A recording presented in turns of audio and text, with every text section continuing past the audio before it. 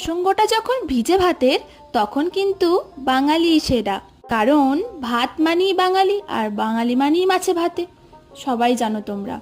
যাই হোক, আজকে আমরা কিন্তু ভিজে ভাত খেলাম। এর আগেও আমি বহুবার খেয়েছি, ফার্স্ট টাইম নিজের ঘরে ট্রাই করলাম। ভিজে ভাতটা কিন্তু ভালোই লাগলো। তারপরে সন্ধেবেলায় আমরা চলে এসেছি সিনেমা দেখতে।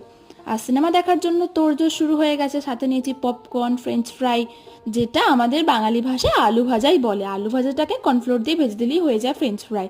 দেখো, আমি কিন্তু জানি তোমরা বুঝতে পেরেছো যে আমি কি সিনেমা দেখছি। তোমরা কমেন্ট করে অবশ্যই জানিও যারা যারা সিনেমাটা দেখেছো। আর আমার কিন্তু ভালোই লেগেছে সিনেমাটা। তারপরের দিন আমি দেখছি বিকেলবেলার দিকে হঠাৎ প্রচণ্ড মেঘ করেছে। আর মেঘটা দেখে না মনটা শান্তও হলো। কারণ যে লেভেলের গরম পড়েছিল, একটু বৃষ্টি আমাদের দরকার ছিল। যাই হোক, বৃষ্টিটাও আমি ভালোভাবে এনজয় করেছি। আর তারপরেই সন্ধ্যাবেলায় করতে লেগেছি মিক্স ভেজ। এটা দিয়ে রাতের ডিনার কমপ্লিট করলাম। আজকের জন্য টাটা।